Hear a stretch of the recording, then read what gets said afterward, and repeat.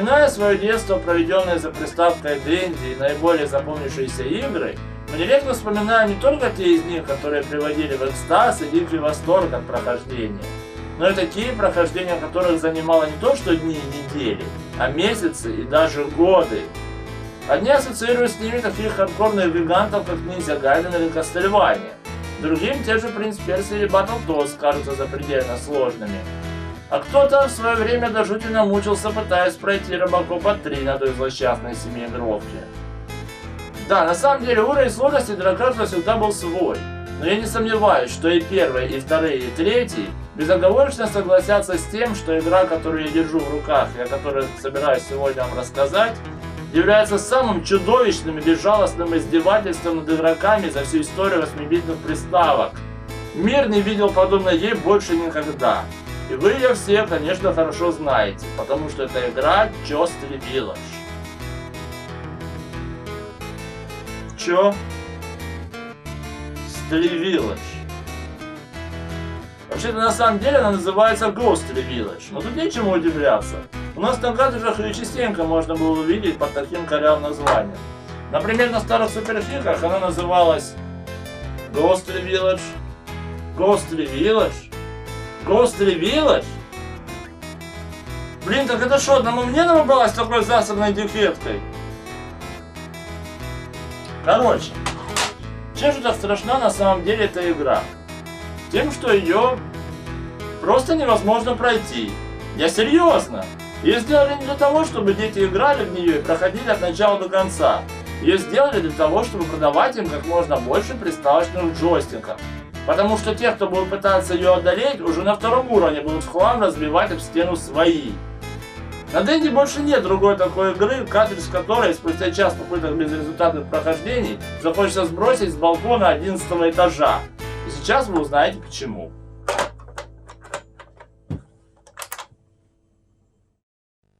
Начальный экран игры уже недвусмысленно намекает на то, что ее разработчики были не совсем в уме. Такая картина. Мужик ночью привел на кладбище свою подружку, показал ей свои красные трусы, и они устроили пикник. Это первый акт. Затем в воздухе появился летающий демон и утащил его подружку во тьму. Это второй акт.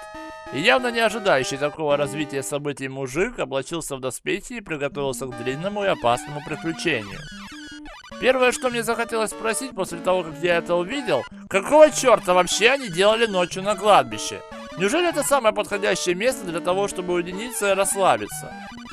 Итак, с самого начала игра дает вам понять, что у вас всего 2 жизни, по 2 удара на каждую, а из оружия бесконечное количество копий, а также бесконечное количество зомби, которые вылезают из-под земли и норовят вас сожрать.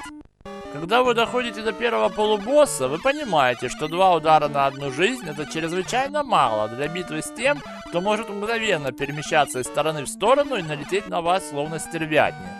Тем более, когда ваш персонаж получает первый удар, он теряет доспехи и остается в буквальном смысле в одних трусах, которые не случайно именно красного цвета, чтобы помазолить глаза боссам. Прежде чем вы поймете, как победить этого демона, вы в любом случае потратите жизнь. И тогда вы узнаете, что после гибели вас отправляют в самое начало уровня. К счастью, это происходит не всегда, а только если вы не добрались до точки чекпоинта, которая есть в середине каждого из них. Кроме того, вы узнаете, что уровней в игре всего 6, что в принципе не так много, и пока остается только надеяться, что они не намного сложнее первого. Пройдя первого демона и поворачиваясь от прочей летающей нечисти, уже становится ясно, что функцию прыжка в этой игре всегда нужно использовать очень особенным образом. Траекторию прыжка после нажатия кнопки уже менять нельзя. И если вы уже прыгнули в одну сторону, то пока ваш мужик долетит до земли по дуге, вы ничего не сможете сделать. Даже если вы увидите, что перед вами в этот момент нарисовался враг, вы неминуемо приземлитесь на него и умрете. Если бы еще во время прыжка вперед нельзя было стрелять назад, можно было бы вообще не пытаться проходить дальше, так как управление и так уже весьма кривоватое. Еще очень весело, что враги появляются на экране рандомно и могут это сделать вообще где угодно. Например, зомбаки могут вылезти из-под земли прямо в том месте, где вы сейчас стоите. Или когда вы пытаетесь увернуться от этих летающих оранжевых тварей. Одна из них может появиться прямо у вас перед носом, пока вы расправляетесь с другой. Однако первый босс в конце уровня на фоне других, как ни странно, покажется полным идиотом и забьется, если уж не с первой, то со второй попытки. А вот на втором уровне уже начинается полная жопа. Прелесть его по сравнению с первым заключается в том, что практически все враги, которые летают в воздухе, летают по совершенно случайной траектории. И настолько быстро, что ваш рыцарь, нагруженный доспехами, никак не способен от них убежать. В самом начале на вас нападает толпа херней, летающих по всему экрану, а вам нужно не только увернуться от них, но и прыгать с платформы на платформу, отстреливаясь от растений, расставленных на них. Коэффициент расторопности вашего героя явно не дотягивает, чтобы делать и то, и другое без потерь.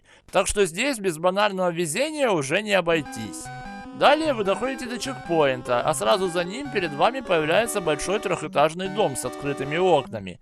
И вот тут игра уже начинает над вами по-настоящему глумиться. Поскольку, когда вы будете пробегать мимо, абсолютно из любого открытого окна прямо на вас может вылететь 1, 2, а то и 3 привидения так быстро, что пока вы поймете, что на вас нападают, они уже дадут вам пинка под зад и улетят. На то, чтобы понять, из какого окна и сколько призраков на вас летит, у вас будет всего полсекунды. Среагировать в этой ситуации с такой ограниченной подвижностью просто немыслимо. Поэтому и здесь вам остается надеяться только на везение. Оставшись в красных труселях, мы добегаем до второго дома, который состоит из нескольких этажей, на каждом из которых бродят горгульи и летают вороны. Чтобы пройти через это место живым, вам уже не просто должно повезти, а очень повезти примерно раз 8 подряд. Потому что пока вы поймете, что на каждую из горгулей нужно потратить по 10 копий, и пока вы будете долбить первую, сзади на вас полетит ворона. И тут вы понимаете, что вашу жопу зажали в тисках и у вас нет выхода. Если вы прекратите мочить горгулью и развернетесь, чтобы убить ворону, горгулья начнет вас стрелять и на всех парах понесется к вам. И тут 3 возможных варианта вашей смерти. Либо вы умрете от ее пули, либо вы, пытаясь перепрыгнуть пулю, впишетесь в горгулью, либо вы попытаетесь убежать и перепрыгнете пулю, она выстрелит снова и убьет вас. В любом случае, исход не в вашу пользу. Да, еще вы можете понадеяться, что ворона пролетит мимо вас, но, к сожалению, траектория ее такова, что если вы будете стоять в центре экрана, в 90% случаев она вас заденет. Чтобы убить горгулью и остаться при этом живым, вам просто необходимо, чтобы ворона полетела не сзади, а спереди. Тогда она тоже попадет под раздачу и не вызовет проблем. Только в доме 5 этажей, по 2 горгульи на каждом. И даже если обойти последний, вам придется завалить минимум 6 из них. А это значит, что чтобы пройти дом, вам 6 раз нужно надеяться, что ворона появится на экране с нужной стороны. Если хоть один раз она вылетит с другой, вам крантец. Это только второй уровень, а ваш успех уже на 80% зависит исключительно от везения. Все построено так, что при расчете на случайное появление врагов в нежелательных местах от ваших собственных игровых способностей не будет никакого толку, так как вы просто будете оказываться не в то время, не в том месте. Вам остается только надеяться, что враги респаунятся там, где надо, и тогда вы сможете пройти дальше. Как вообще можно было использовать подобный принцип в аркаде? Да, и когда одна из горгулей вас добьет, вы получите громогласный гейм-овер. И тогда обнаружите, что никаких континью вам тут не дадут. Если вы хотите попробовать еще раз, начинайте с самого начала. Из этого следует, что на всю игру, где уже на втором уровне вас уничтожают в говно, вам дается всего 2 жизни. И даже если каким-то чудом вам хватит их, чтобы добраться до 4 или 5 уровня, где вы просрете последнюю, вы снова должны будете начинать все с самого начала. Это садизм. Но большинство игроков в таких случаях просто отказываются верить, что в такой безжалостной игре, как эта, нет даже скрытой возможности продолжить. Такого просто не может быть. Вспомни хотя бы игру Manhunt Secrets Castle, так она по хардкорности даже рядом не стояла с Ghost Village. Поэтому хоть какой-то код на жизнь или континуум просто обязан существовать. Осталось только его узнать. А где? Конечно, в книге паролей, написанной теми, кто знает толк в играх. Так, ищем Ghostly Village. Ghostly Village. Ну, вероятно, это она.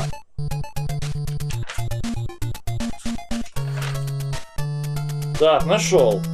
Ghostly Village. Деревня призраков. Если название понимать как место, где живут мертвецы, то сомнений не остается. Вас зовут играть на кладбище. Да, мы это уже поняли. Давайте ход на континью. Будьте осторожны, мертвецы вырастают прямо из земли. Это я заметил. Идти надо в направлении, указанном стрелкой. Это я тоже заметил. Выбирайте сами, где идти безопаснее, поверху или понизу. Выбирайте сами? И это все? Я не так это все время выбираю сам. Вы мне напишите, где идти безопаснее. Называйте секреты. Идите в направлении стрелки, выбирайте сами, где безопаснее. Где пароли на континуум, где пароли на уровне. Выбирайте сами. Ну, это Серега написал мудак, который не дошел дальше первого демона. Ему надо было чего-то написать, а он... А хер его знает, что написать. Сейчас посмотрим. Так, что тут у нас? А, вот зомби из-под земли вылазят. Так и запишем, это секрет, что надо. Так, а вот стрелки на указатель. Да это же вообще допереть нереально. Пойдет. Так, а где безопаснее, сверху или снизу? А хер его знает, выбирайте сами, я тут при чем? Профессионалы, мать вашу. Так что все, что вам остается, закатать губу и пытаться пройти всю игру на 2 жизнях с самого начала. Часа через 3, быть может, вам наконец повезет 6 раз подряд, и вы пройдете таки дом с горгульями. А может, даже повезет дойти до боссов в конце и завалить их. Но когда в начале 3-го уровня вашему рыцарю наваляют летучие мыши на пару с зомбаками, а красный демон превратит его в гниющий скелет, и вы в очередной раз поймете, что просрали последнюю жизнь, захотите ли вы потратить еще 3 часа, пытаясь дойти до этого места, зная наверняка, что здесь вам ничего не светит? Ведь после первого демона будет еще 2-й, потом 3-й. Короче, чтобы пройти только 3-й уровень, вам понадобится как минимум 2 жизни. А поскольку у вас всего 2 жизни на всю игру, то на первых 2 уровнях их вообще нельзя тратить. Так что вам надо потратить еще часов 20 на то, чтобы дождаться момента, когда вы а. Пройдете первый уровень, не потратив жизни, б. Вам повезет пройти всех горгулей с первого раза, и вы завалите боссов, и с. Вы победите всех демонов на 3-м уровне без потерь и убьете босса, хотя еще неизвестно, кто там босс. Только в этом случае вы сможете дойти до 4-го уровня и попытаться осилить его. А там...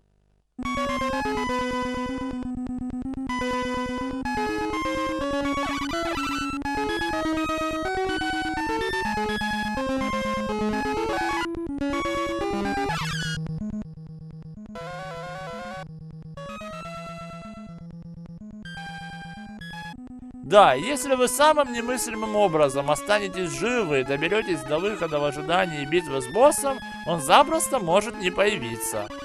Глюк? Возможно. Но походив взад-вперед некоторое время, вернувшись к выходу, вы его все-таки обнаружите. Только это не важно, потому что... И все сначала.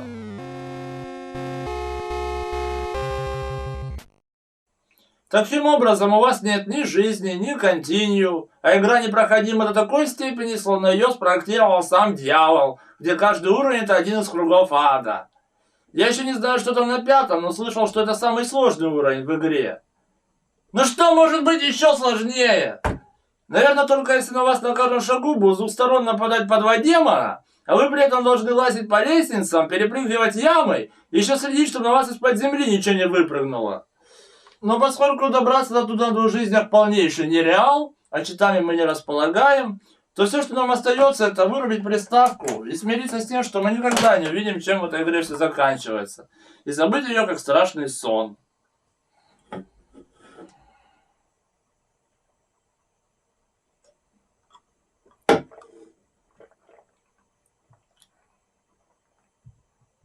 Но как бы не так. Ты думаешь, я не знаю, кто тебя так испоганил, откуда ты взялась? Ведь Ghost Village это на самом деле не более чем пиратский хак, в то время как оригинал игры был разработан еще в 1985 году компанией Capcom и выпущен сперва на игровых автоматах, а позже на NES. И называлась она тогда не Ghost Village, а Ghosts and Goblins. Именно под таким названием эта игра вышла в Америке и в Европе. В Японии она, разумеется, тоже выходила, но под их собственным названием Макаймура, что дословно переводится как «адская деревня», и не правда ли полностью отражает содержание. И та, и другая версия были абсолютно одинаковы, как по сложности, так и по общему геймплею. Лишь одна маленькая деталь отличала их друг от друга. В американо-европейской версии Ghosts and Goblins после каждого гейм-овера давали бесконечное континью. В японской же Макаймуре вам предлагали только самым садистским образом разорвать себе задницу и пройти игру только с 2 жизнями. И конечно же так случилось, что китайцы решили спиратить именно эту мега-хардкорную версию. Ее-то они и обозвали Ghost Village. В то время как в Европе и Америке NES-геймеры имели возможность бесконечно использовать продолжение и каждый раз начинать с того же самого уровня. Логику же японцев в этом случае понять, ну просто недосягаемо.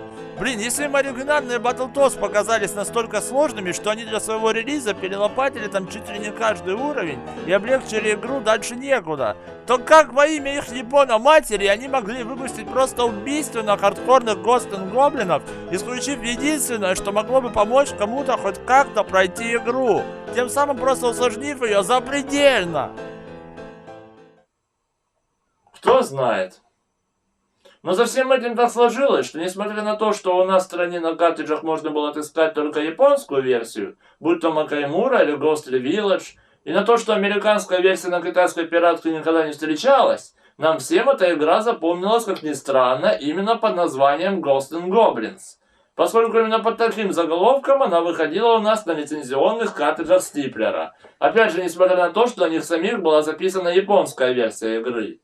Один из таких картриджей позже засветился в телепередаче «Дэнди. Новая реальность», где ведущий Сергей Супонев показывает этикетку, на которой изображен японский логотип игры без какого-либо английского названия. И при этом не один раз называет ее не иначе, как Ghosts and Goblins. Об абсурдной до безобразия сложности игры он, разумеется, в программе не упоминает, но явно предостерегает игроков словами о безднах ада и смертельных опасностях, с которыми им предстоит здесь столкнуться. И при этом он еще делает очень смелое заявление. Я знаю, чем заканчивается игра, а вот вы нет. Знаете, я очень сомневаюсь, что Супонев знал, чем заканчивается игра. Потому что если бы он действительно знал, что ожидает игрока в самом конце, он бы никогда никому не посоветовал в нее играть. Так как любого, кто бросит вызов этой адской игре и потратит несколько лет своей жизни и миллиарды нервных клеток на то, чтобы пройти ее до конца с 2 жизнями, ждет самый невообразимо жестокий за всю историю видеоигр наеб. Когда вы, преодолев весь этот лютый кошмар, доберетесь таки до босса и победите его в дичайшем предвкушении финальной заставки, вы увидите... Это комната иллюзия, и вы попали в ловушку сатаны. Бестрепетно возвращайтесь назад и добейтесь лучшего результата. После этого вас зашвыривают в самое начало, и вы должны все это пройти еще раз.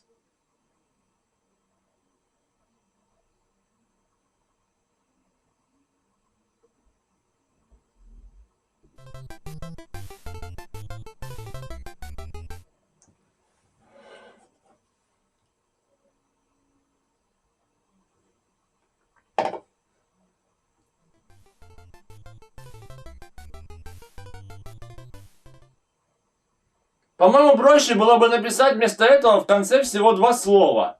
Game over. Таким образом, для того, чтобы спасти свою принцессу и увидеть финальную заставку, вам необходимо пройти эту игру дважды подряд. Нет, ну... У меня в голове не укладывается. Я просто не могу это понять. Ну... Как можно было выпустить это... В общем, это на рынок 8-битных игр. Эта игра словно специально создавалась для того, чтобы вынести всем мозги и отучить вообще когда-либо брать в руки джойстик от Dendy. Ее вообще хоть кто-нибудь тестировал? Блин, ее один раз невозможно пройти. Как нахер это сделать 2 раза подряд с 2 вонючими жизнями? Даже чтобы сделать это с бесконечными континью, нужно гробить на это целый день и задрочиться до усрачки, переиграв каждый уровень по 150 раз. И это уже не просто выкручивает яйца, это завязывает их узлом. Кстати, в новой реальности, помимо рассказа Супонева о самой игре, она засветилась еще и в рубрике «Кто, где, куда», где 2 экспертов по секретам в видеоиграх рассказывали о том, какие секреты таят в себе Ghosts and Goblins. Давайте послушаем. Так, от самого начала, прямо на первой картинке, вы увидите, что из земли вылезают различные привидения и мертвецы. Очень мило, да? Да. У тебя есть такое оружие, мечи. Вот ты мечами убиваешь. Некоторые мертвецы вылезают, держа кувшин в руках. И вот если ты его убьешь, мертвеца, то вместо кувшина Остаются разные призы. остаются призы, и один из этих призов это латы. Голубенькие эти. Да. Ракушки. Их нужно собирать. Зачем? Вот чем больше ты собираешь этих лат, тем больше твоя сила. Вот ты как только ты соберешь определенное количество, то сила меньше твоя- 8. да, Меньше 8 лат. да. Меньше Ты будешь 8 очень лат. крутым. Очень крутым. И сила удара И повысится. сила удара, и оружие будет другое. То есть, если вы соберете 8 маленьких статуй рыцарей, то у вас повысится количество ударов и сила оружия. А я вообще-то думал, что за них можно получить только 200 или 400 очков в зависимости от цвета. И ни хрена больше они не дают. Вот теперь вы видите, что за профессионалы писали секреты в книге паролей? В Москве, да. И с тех пор она по-прежнему популярна. Помимо телепрограммы Dendy Новая реальность, игра Ghosts and Goblins рассматривалась однажды и в журнале Dendy Новая реальность. Статья о ней называлась весьма лаконично «Во-блин, гоблин». Да, я бы на месте автора написал «Во, до чего игра». Это бы сказал о ней много больше и значительней. Короче говоря, статья в целом была забавная, наполненная множеством юморных эпитетов, типа «развел девчонок, выручай их» или «оружие кот наплакал». Это верно. Но когда я прочел в ней о том, что игра чрезвычайно жизненная, тут я просто уткнулся лбом себе в кулак. Эта игра просто какая жизненная. Вам тут столько жизней дадут, что вы ими обожретесь и не просретесь потом неделю. Вы, возможно, возразите, что, мол, имелось в виду, что игра типа приближена к реальной жизни. Но разве это хоть как-то походит на реальность? Начиная с пикника с зомбаками на кладбище и заканчивая демонами, драконами и черт знает чем там еще. Во всей статье автор не случайно рассказывает, как пройти только первый уровень игры, заканчивая описанием тактики на первом боссе и словами «избежать его вывертов несложно, ты, несомненно, перейдешь на следующий уровень». А вот то, что на втором уровне начинается полнейшее нервожопие, он тактично умолчал. Но стоит отдать ему должное. Его статья, по крайней мере, информативна, в отличие от профи, описывавшего секреты в книге паролей.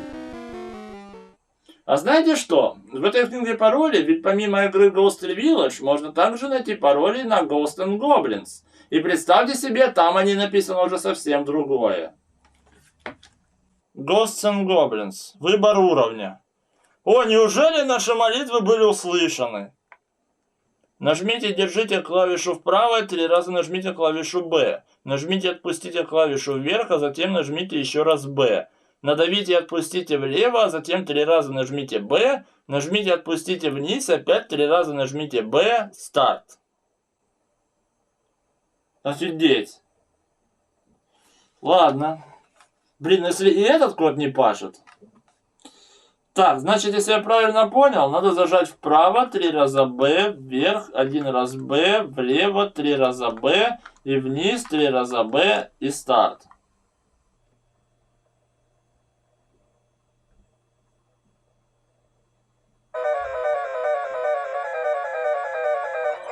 Нифига. Еще раз.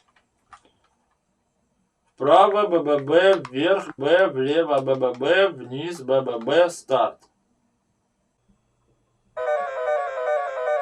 Опять нифига. Блин, ну не может быть. Вправо 3 раза Б, вверх 1 раз Б, влево БББ, вниз БББ, старт.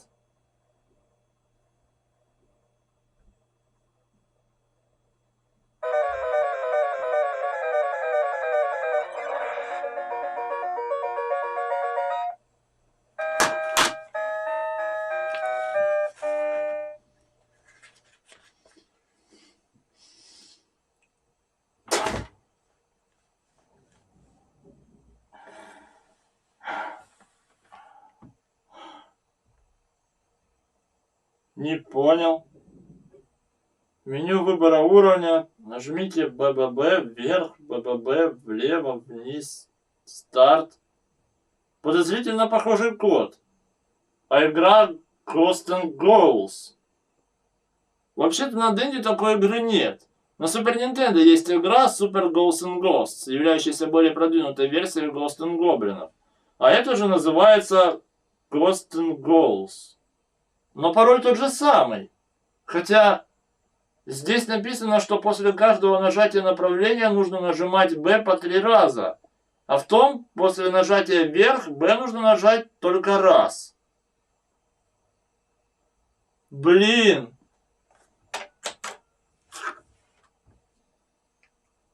Вправо БББ, вверх БББ, влево БББ, вниз БББ, старт.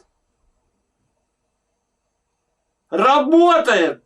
Блин! Ну, пипец. Ну, профессионалы, мать их. Главное, в пароле на Ghosts and Goblins они спороли херню. А в паролях несуществующей игре, подразумевающей Ghosts and Goblins, они написали правильно. Ну, ладно, работает на том, спасибо. Ну что ж, мы все-таки можем начать в этой долбанутой на всю голову игре с любого уровня. Но как это поможет пройти всю игру дважды? Вы не поверите, но способ есть. Итак, мы можем начать сразу с последнего босса, однако с ним не все так просто. Чтобы его убить, нужно обязательно взять на 6-м уровне специальное оружие – крест, после чего дойти с ним до босса и тогда завалить. Но вам, имея в распоряжении данный код, не обязательно проходить весь уровень целиком. Достаточно просто взять крест и умереть, так как после первой гибели вам снова предложат сменить уровень, и крест будет все еще при вас. Так что ставим опять на последний и валим демона. После того, как демон подохнет, мы, как и прежде, получаем экран, где нас посылают на и отправляемся на первый уровень. Но теперь вместо того, чтобы проходить все уровни, мы можем снова поставить на 7-й и начать с последнего босса. И тогда эта битва уже будет считаться второй, а значит самой, что ни на есть, последней. Ну сейчас ты отхватишь, мудила. Иди сюда. Иди сюда. Ты мой сукин сын, ну! Ну давай! Ну! Давай! Да! Неужели это случилось?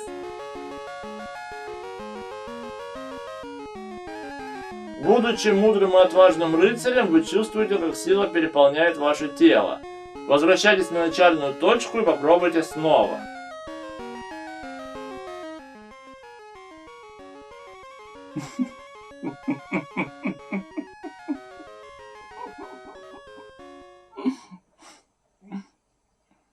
Идите вы на...